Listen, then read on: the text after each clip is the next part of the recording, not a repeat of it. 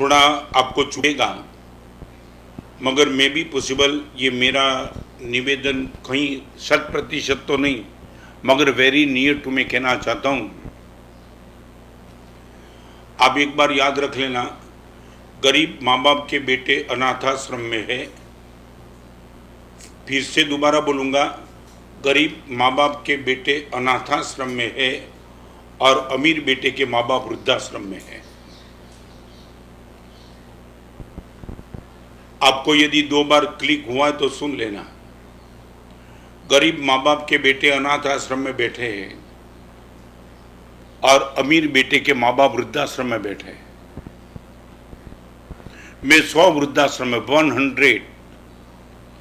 100 वृद्धाश्रम में मुलाकात लेके आया हूं, कम से कम 100। कहीं मैंने गरीब बेटे के माँ बाप को वृद्धाश्रम में देखा नहीं है, नेवर, नॉट ए सिंगल।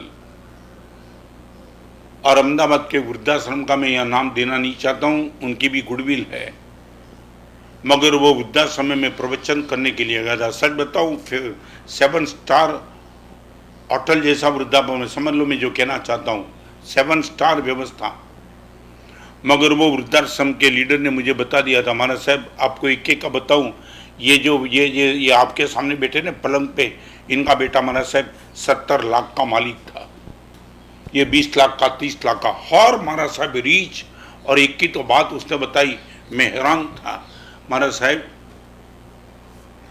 2 महीने के पहले एक पिताजी शांत हो गए।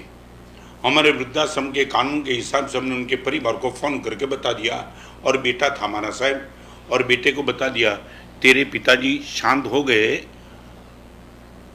कल उनकी डेड बॉडी का अग्नि संस्कार होगा। बेटे ने बोला कि मेरी बिजनेस मीटिंग है और अग्नि संस्कार में आने का मुझे समय नहीं है, तुम जो भी ठीक लगे वो कर देना। महाराज साहब हम वृद्धाश्रम के जो भी लोग थे, उनकी परमिशन मिलने के बाद हमने उनके पिताजी की डेड बॉडी का अग्नि संस्कार कर दिया। वहां तक तो ठीक था महाराज साहब।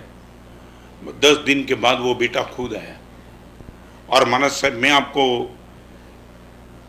वो मोबाइल भी दिखा सकता हूं। मैं बोला मुझे देखना नहीं है। महाराज साहब मेरी चैम्बर में आने के बाद वो बेटा मुझे बोलता है कि मेरे पिताजी जिस कमरे में रहते थे, वो कबाट में जो भी रुपया जो भी है ना, सब कुछ मुझे दे दो। महाराज साहब आप विश्वास नहीं कर पाएंगे, ये मालिक को पूछो बॉस को। महाराज साहब मेरी आंखों के सामने जम के उसको चाटा मार दिया, उनको गिरा दिया।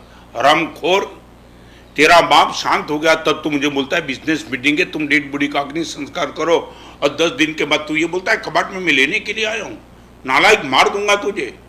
महाराज साहब मेरा ये कहना, और उसने बोला मैं पुलिस को बुलाता हूँ। उसने बोला पुलिस को तो बुला, हम भी तो चाहते, तू पुलिस को बुला, पूरे गुजरात को हम पता लगाना चाहते ये हरामखोर बाप है। महाराज साहब चला गया। 60 लाख 70 लाख का मालिक बाप का बेटा ये कह सकता है कि 10 दिन के बाद मुझे दे दो सब।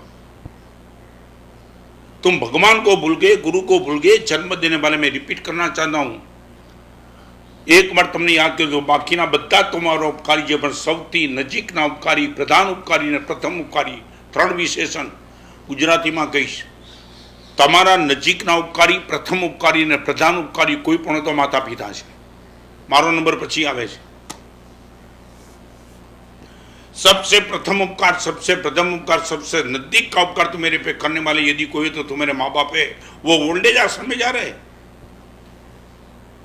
घर इतना तुम्हारा छोटा हो गया कि माँ बाप मेंटेन नहीं होते, और तुमने वो स्लोगन उठा दिया हम दो हमारे दो। तुमने ये स्लोगन उठाया, तब तुमने ये स्लोगन बनाने वाले नालायक आदमी को तुमने कभी पूछा कि हम दो हमारे दो माने हमारे माँ बाप कहाँ जाएंगे? हम दो माने मैं और मेरी पत्नी, हमारे दो माने हमारे 2 बेटे, तो हमारे माँ बाप कहाँ जाएंगे?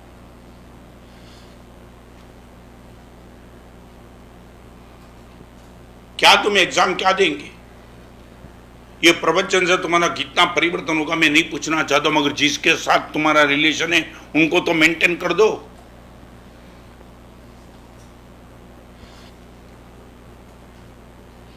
मुनि जीवन की सबसे बड़ी ताकत रिलेशन मेंटेन करके बैठते हैं।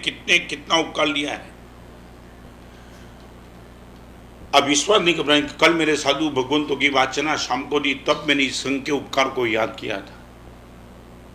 और लॉकडाउन के माहौल में कि हिंदुस्तान के हर संघ ने अपने उपासक के अंदर ही मुनि भगवान के शास्त्रों को कोई दिक्कत न हो इसलिए चौका बनाया,